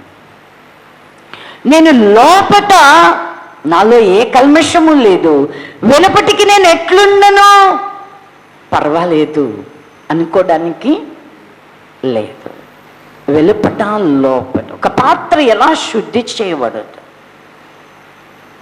అలాగే లోపట వెలుపట కూడా ఏం కావాలా? శుద్ధి చేయాలి. ఒక ఇత్తడి పాత్ర ఉందనుకోండి, లోపట బాగా శుద్ధి చేసాం, వెలుపట శుద్ధి చేయకుండా మనము దానిని వండుకోవడానికి ఇష్టపడతామా? ఏం చేయాలా? వెలుపట కూడా దాన్ని ఏం చేస్తాం? శుద్ధి చేస్తాం. ఒక తెల్ల పాత్ర ఉందనుకోండి, తెల్లదైనా సరే లోపల బాగా శుద్ధి చేసి వెలుపట మలినంగా ఉంటే విడిచిపెడతామా? లేదు. ఖచ్చితంగా లోపట వెలుపట అనేది శుద్ధి కావాలా. అశుద్ధి అనేటువంటిది, అందుకని మన శరీర సంబంధమైనటువంటి దురాశలను, శరీరాశ అనేది ఇది తండ్రి వలన పుట్టినటువంటిది కాదు. అంతేకాదు నేత్రాశ, నేత్రాశ ఇది కూడా అంటే మన కంటికి నచ్చినదెల్లను పొందాలి అనుకోవడం నేత్రాశ. మన కంటికి ఇంపుగా ఏది కనబడుతుందో, అవ్వకి ఏది కనపడింది? కంటికి ఇంపుగా ఏది కనపడుతుంది? దేవుడు తినవద్దు అని చెప్పిన పండే అపవాది మాట్లాడిన తర్వాత ఆ పండు వైపు చూస్తే ఎలా కనబడుతుంది? చూడడానికి చాలా రమ్యమైనది, తినడానికి చాలా మంచిదిగా కనబడు. అంటే ప్రభు స్వరం మనకి వినబడుతూ ఉంటే కంటికి ఎంత బాగా రమ్యమైనదిగా కనబడినా కూడా, తినడానికి ఎంత మంచిదిగా తోచినప్పటికీ కూడా దాన్ని మనం ఎంత మాత్రము ఆశించము. కాబట్టి నేత్రాశ అనేటువంటిది కూడా మనలో ఉండకూడదు. మనము అకానుని కనుక మనం తీసుకున్నాం అనుకో, మనం చాలాసార్లు విన్నాం, మనకి తెలుసు బాగా. దేవుడు ఏం చెప్తున్నాడు? ఎరికో నుండి దేనిని కూడా తీసుకొని రావద్దు, సమూలముగా ధ్వంసం చే, ఆ శపితమైన దానిలో నుంచి దేనిని కూడా నువ్వు తీసుకురావద్దు అని చెప్పాడు. కానీ అకాన్ ఏం చేస్తున్నాడు? ఏమేం తెచ్చుకున్నాడు? ఎక్కడ పట్టబడ్డాడు? ఒక షీనారు వస్త్రం అంట, ఒక బంగారు కమ్మి, వెండి కమ్మి. అంటే ఈయనకి దేని మీద ఉంది ఆశ? అవి ఎలా కనబడ్డాయి ఆయన కంటికి? తన కంటితో చూసే షినారు వస్త్రము ఆయన కళ్ళకి ఎలా కనబడుతుంది? బంగారం ఎలా కనబడుతూ ఉన్నది? దగ్గరగా మెరుస్తూ. అది ఆయనను ఆకర్షించింది. ఇప్పుడు తన నేత్రాశను తీర్చుకుంటున్నాడు కదా. అంటే మనలో ఇది ఎవరి వలన కలిగినది కాదు, తండ్రి వలన కలిగినది కాదు. దేవుడు ఏం చెప్తున్నాడు? అశపితమైన దానిలో దేనిని కూడా నీవు ముట్టవద్దు అన్నాడు. కానీ దానినే ఆశించి తీసుకునేవాడు పాపము చేసి, దేవుని దృష్టికి విరోధముగా పాపము చేసినవాడు. శరీరాశ అయినా సరే, నేత్రాశ అయినా సరే. మూడవదిగా జీవపడంబం. ఇది అంటే వీరు జీవించేటువంటి విధానం అనేటువంటిది, వీరి లైఫ్ స్టైల్ ఎలా ఉంటుంది అంటే అందరి ఎదుట గొప్పగా కనబడేటు. వారికి జీవపు డంబం అనే అంటే పేరు తెచ్చుకోవడానికి, అంటే వారు అంటే నువ్వు చేసింది బాగుంది అనేటువంటి ఒక పేరు తెచ్చుకోడు. అందరిలో కూడా మనకి ఏం కావాలా? మంచి పేరు. మనం మెప్పును కోరుకుంటూ ఉంటాం. చూడండి, మనకి బాబేలు దగ్గరికి వెళ్ళామనుకోండి, ఏం కనబడుతూ ఉంటుంది? వాళ్ళంట ఏమనుకుంటున్నారు? బాబేలు గోపురాన్ని కట్టడానికి కలిగిన కారణం ఏంటి అంటే, వాళ్ళంట భూమి అందంతటా చెదిరిపోకుండా ఉండాలని చెప్పి వారింట అంతా కూడా ఒక్క చోటనే ఉండాలని అంట వాళ్ళు ఏం చేస్తూ ఉన్నారు? ఎత్తైనటువంటి ఒక గోపురం వారు కట్టడం, పేరు సంపాదించుకుందాము రండి. వాళ్ళ యొక్క నినాదం ఏంటి? వాళ్ళ యొక్క ఆశ ఏంటి? పేరు సంపాదించుకోవాలి. వారు బాబేలు గోపురాన్ని కట్టు అంటే, మనం ఇది చేసి అది చేసి అంతే, ఏది చేసినా కూడా చివరికి మనం ఏం కోరుకుంటాం? పేరుని, మెప్పును కోరుకుంటాం. అందుకే పౌలు గారు అంటున్నాడు, ఏ యోగ్యత అయినా సరే, ఏ మెప్పైనా ఉండిన ఎడల, ఏవి సత్యమైనవో, ఏవి ఖ్యాతి గలవో, ఏవి రమ్యమైనవో, ఏవి న్యాయమైనవో, ఏవి పవిత్రమైనవో వాటి మీద ధ్యానం ఉంచుకునండి అంట. ఎవని వలన ఏం కలిగాయి ఖచ్చితంగా మనం ధ్యానం చేయాలి. దుష్టుని వలన కలిగినవి ఇవన్నీ కూడా శరీరాశ, నేత్రాశ, ఇవి మనలోనికి వస్తున్నాయి అంటే ఇది దేవుని వలన కలిగినవి కావు. మనం దేని మీద ధ్యానం చేయాలా? మన మనస్సుని దేని మీద ధ్యానం ఉంచుకోవాలా? దేవుని వలన కలిగినవి, సత్యమైన వాటి మీద మనము ధ్యానం ఉంచుకోవాలా. అంతేకాని అసత్యమైనవి, దుష్టుని వలన కలిగినవి మన దగ్గర నుంచి పోవాలి. రెండవదిగా దుష్టుని దగ్గర నుంచి మనకి ఇంకా ఏం కలుగుతాయి అంటే, యేసుక్రీస్తు ప్రభువారే చెప్తా ఉన్నాడు ఏమంటే, నీ మాట అవునంటే అవును, కాదంటే కాదు. దానికి మించినటువంటిది దుష్టుని మూలముగా పుట్టింది. ఏంటంటే నీ మాట ఎలా ఉండాలంట? అవునంటే అవును, కాదంటే కాదు. అంటే ఇప్పుడు నా దగ్గర ఏదైనా అవును అన్నావు అనుకోండి, ఎక్కడికి వెళ్ళినా కూడా నీ మాట ఎలా ఉండాలా? అవును అన్నట్టే ఉండాలి. మా దగ్గర కాదు అన్నట్టుగా మీరు అన్నారు అనుకోండి, ఎక్కడికి వెళ్ళినా కూడా ఎలా ఉండాలి? కాదు అన్నట్టుగానే ఉండాలి. నా దగ్గర అవును అని జ్యోతిర్మయ్య గారి దగ్గరికి వెళ్ళి కాదు అని, జ్యోతిర్మయ్య గారి దగ్గర అవును అని సామ్రాజ్యం గారి దగ్గరికి వచ్చి కాదు అంటే అది ఎవని వలన పుట్టింది? దుష్టుని వలన పుట్టినట్టు. ప్రభు యొక్క మాట ఎప్పుడు కూడా ఎలా ఉంటుంది అంటేనంట, ఆయన ఒకసారి అవును అని కాదు అన్నట్టుగా ఉండదంటండి. ఒకసారి కాదు అన్న తర్వాత మరలా ఎక్కడా కూడా అవును అన్నట్టుగా అది ఉండదంట. కొరింథీయులతో పౌలు గారు మాట్లాడుతూ చెప్తున్నాడు, అలా మనము ఒకసారి అవును ఒకసారి కాదు అంటే మనం ఎలాంటి వాళ్ళం అంటే చంచలమైనటువంటి మనస్కులం. అంతే. అవును అంటే ఏమై ఉండాలా? అవును అన్నట్టుగానే ఉండాలి. కాదు అంటే మన మాట అలానే ఉండాలా. ఇంతకు మించినది ఏంటి అంటే కనుక దుష్టుని మూలంగా పుట్టింది. ఇప్పుడు మన మాటలు ఎలా ఉన్నాయి? ఏ ఎండకి ఆ గొడుగు. ఎవరిది నా దగ్గర ఒక మాట, లేకపోతే మరి ఒకరి దగ్గర ఇంకొక మాట, జ్యోతిర్మయ్య గారి దగ్గర అంటే మనము ఒక రకంగా రెండు రకాలే కాదు, అవును కాదే కాదు, ఎన్ని విధాలుగానైనా సరే అంటే మనము సత్యాన్ని కనుక గ్రహించగలిగితే మన మాట ఎప్పుడైనా సరే ఎలా ఉంటుంది? అవునంటే అవును, కాదంటే కాదు. ఆ గ్రహింపు లేకపోతే మనము అవును అంటాము, కాదు, అదే నోటితో అవును అంటాం, అదే నోటితో కాదు అంటాం, అదే నోటితో స్తుతిస్తాం, అదే నోటితో ఆశీర్వదిస్తాం, అదే నోటితో శపిస్తాం. మన నోరు సాధు చేయబడదు. అంటే దేవుడు ఏం కోరుకుంటున్నాడు మన దగ్గర నుంచి? ఏవి సత్యమైనవో మనకి తెలియబడాలి. ఏది దుష్టుని వలన కలిగింది అనేటువంటిది మనకి గ్రహింపు కావాలి. మూడవదిగా మరి ఒకటి ఉన్నది, యాకోబు రాసినటువంటి పత్రికలో గనక మనం చూస్తే యాకోబు గారు అడుగుతున్నారు, మీలో జ్ఞాన వివేకములు గలవాడు ఎవడు అని చెప్పి అంటూ జ్ఞానాన్ని గురించి యాకోబు గారు ఒక మాట చదువుకుందాం. యాకోబు రాసినటువంటి పత్రిక 3వ అధ్యాయము 14వ భాగమును చదువుకున్నాం. అయితే మీ హృదయములలో సహింపనలవి కాని మత్సరమును వివాదమును ఉంచుకొనిన వారైతే అతిశయపడవద్దు, సత్యమునకు విరోధముగా అబద్ధమాడవద్దు. ఈ జ్ఞానము పైనుండి దిగి వచ్చినది కాక భూ సంబంధమైనదియు ప్రకృతి సంబంధమైనదియు దెయ్యముల జ్ఞానము వంటిది అయి ఉన్నది.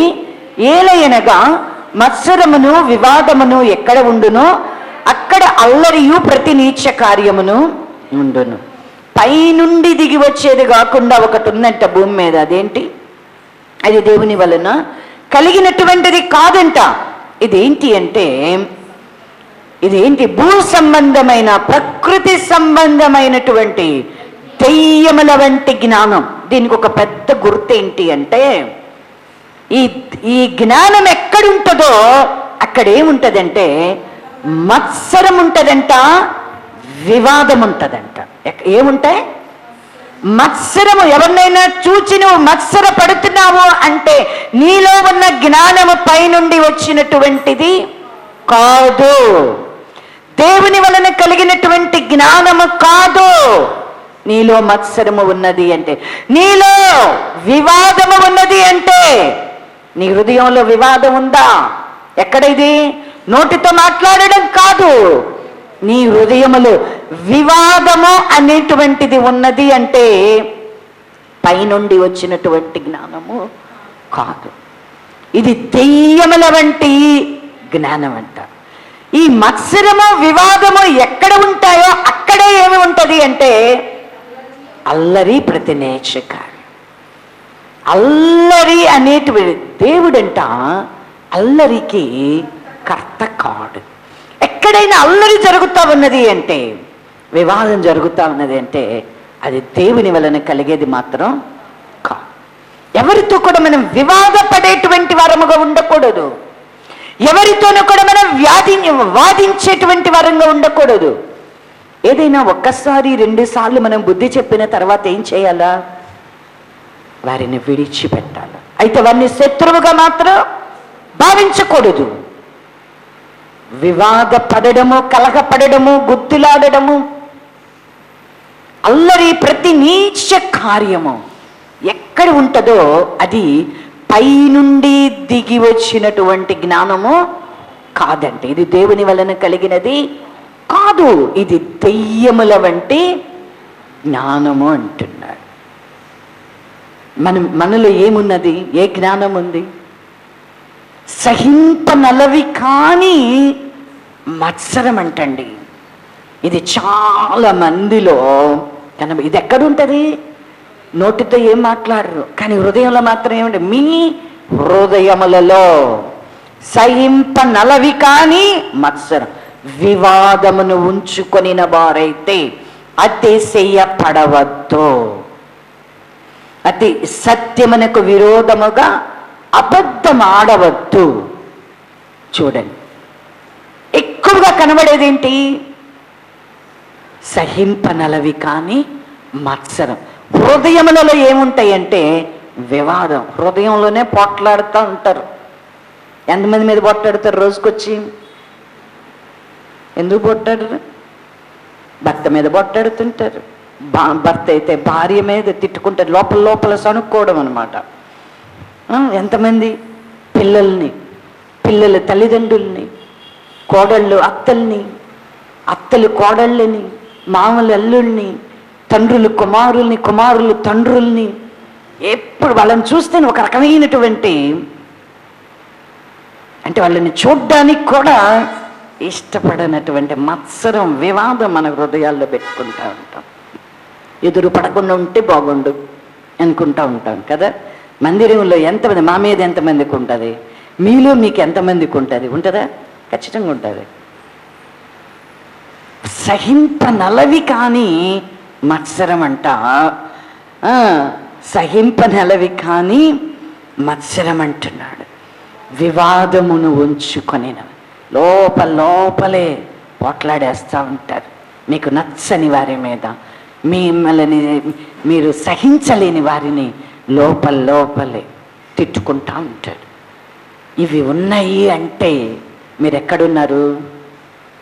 మీరు పైనుండి వచ్చినటువంటి జ్ఞానాన్ని కలిగి లేరు, దెయ్యాల వంటి జ్ఞానాన్ని కలిగి ఉన్నారు.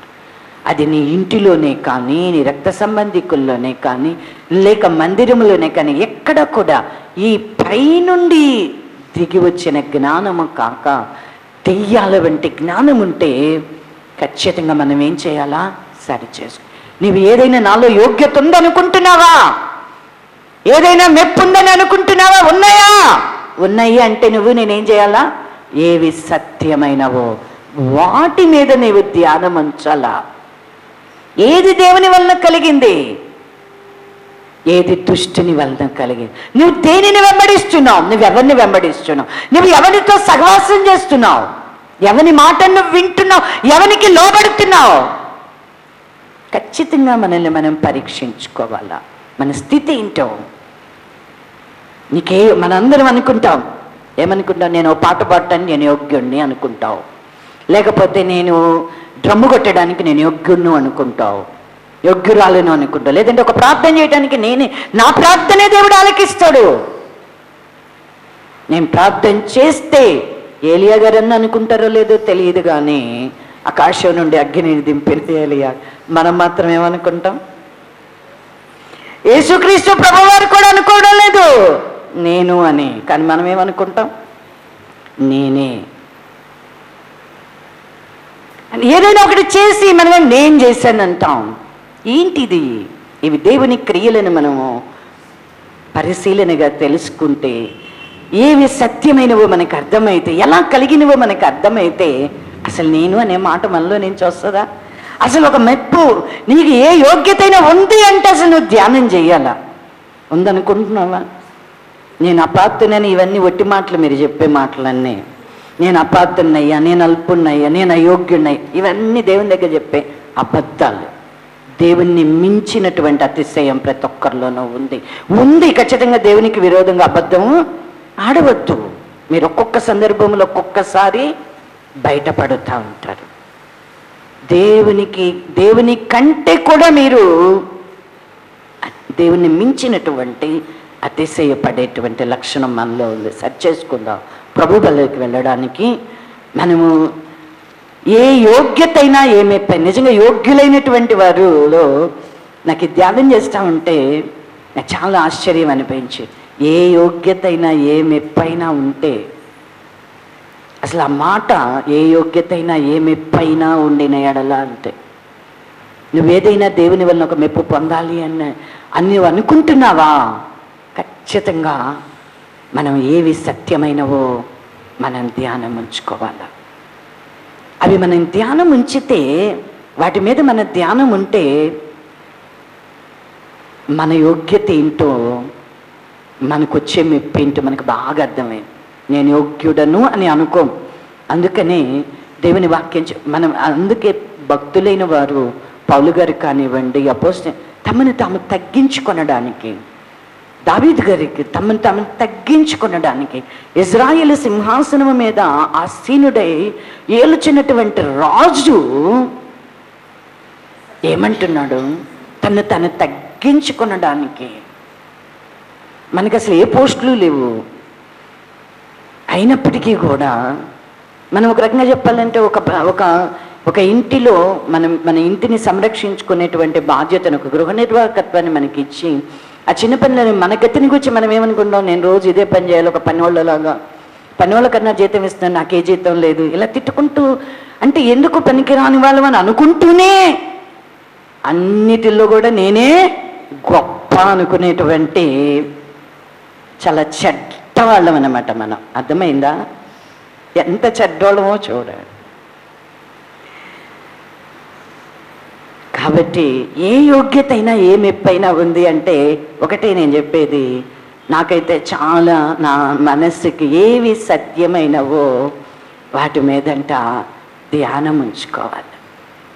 ధ్యానం ఉంచాలి. అప్పుడే మనకి ఎలా ఉంటుంది అంటే కనుక ప్రభువునందు మనకి ఆనందము, మనకి సంతోషం. ప్రభు మిక్కిలి గొప్పవాడుగా అత్యున్నతమైనటువంటి సింహాసనము మీద ఆయన ఆసీనుడైనటువంటి రాజులకు రాజుగా, ప్రభువులకు ప్రభువుగా, సర్వశక్తి గల దేవుడిగా మనకి కనబడతాడండి.